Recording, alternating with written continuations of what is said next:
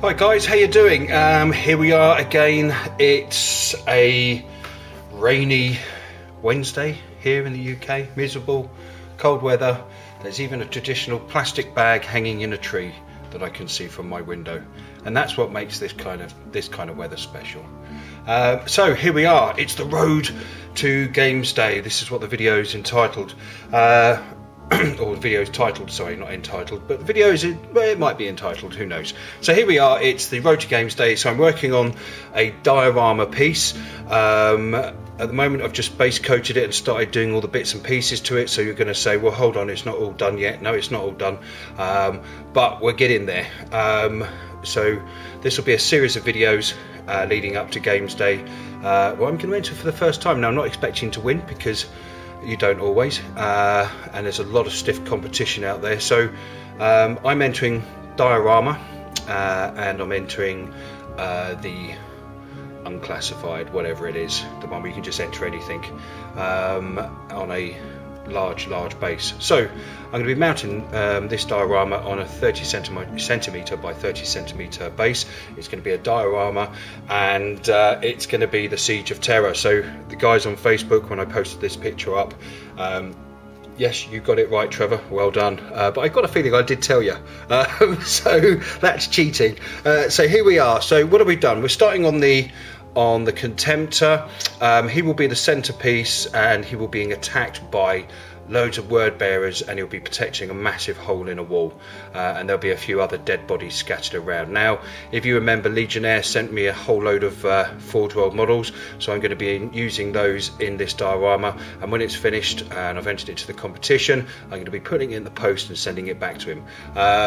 So let's just have a look at what we've got here. So I'm going for a semi-destroyed Contemptor, who's the last man standing. He's going to be waving around a world eater in one hand.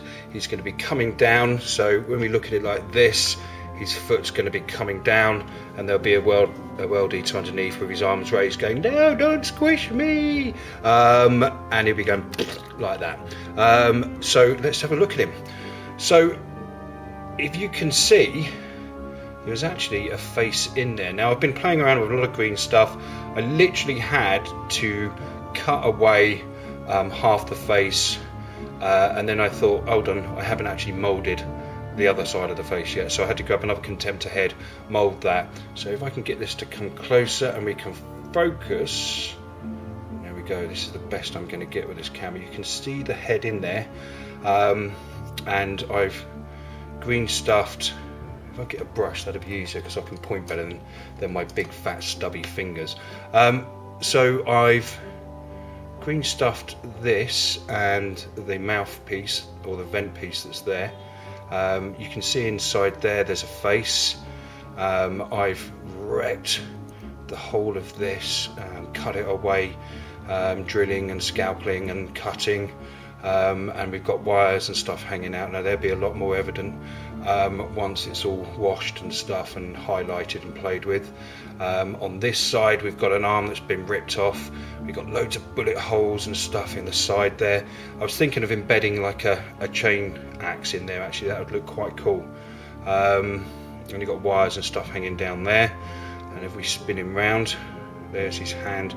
So he's going to be holding a world eater in this hand.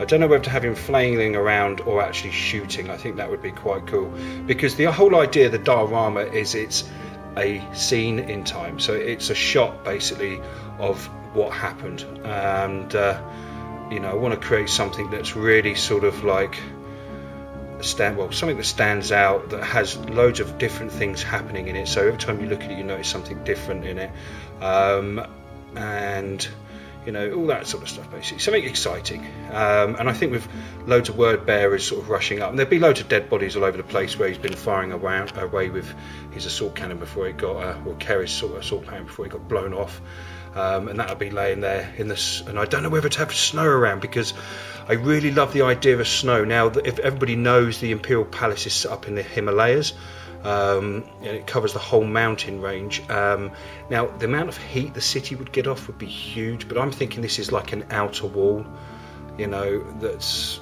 you know, away from the city, I don't know. We'll see. I kind of like the idea of snow because you can do some beautiful blood effects on that, and you can. And I really want to use the scenic snow as well, which is this stuff, because it's fantastic.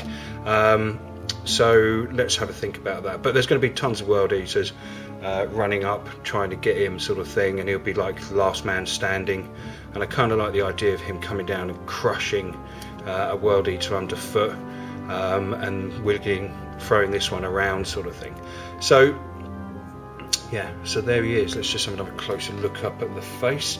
In fact, if I come out a bit, that'll probably get us a better look. So you can just see the face in there, and I've cut it so it suits and fits really well. It'll look really nice once that's washed. Gone for a green eye because it complements the red. Again, we've got the red and the white, which is the blood and the bone, and you know, all in all, I think it's going to look quite smashing once it's done. So I still need to wreck up the badges because they're a little bit too clean. I did have a beautiful one on here called the Iron Duke, but I didn't notice that it had come off and it had stuck at an angle when I'd left it to dry, so obviously someone had picked it up. Black Templar shield on the side there, that's the start of the iconography, or whatever it's called, for the Black Templars. That would look really cool as well. That would be a nice homage to the Black Templars. So I've still got bits and pieces to do to this, some painting left to finish off. I've drilled out all of these holes, and inside you can see the holes there, so coming through. So I've drilled out the exhausts as well, and yeah, I've had a real good go at it. I've just got to put the elbow piece in there, and just finish off some bits and pieces on it, and it's ready to wash. So that's the first step. There we go. Ooh, nearly knocked it. So keep an eye out for more videos on it. We're going to be building this up. I need to build, if anybody's got a router out there who's really good at woodwork, please get in contact with me, because I need to build a beautiful wooden base, 30 centimeters by 30 centimeters, and I'd really like it beveled, and I don't have any tools to do that. So if someone could get hold of me who's brilliant at woodwork, that'd be awesome. Anyway guys, you look after yourselves, and I'll speak to you later. Take care.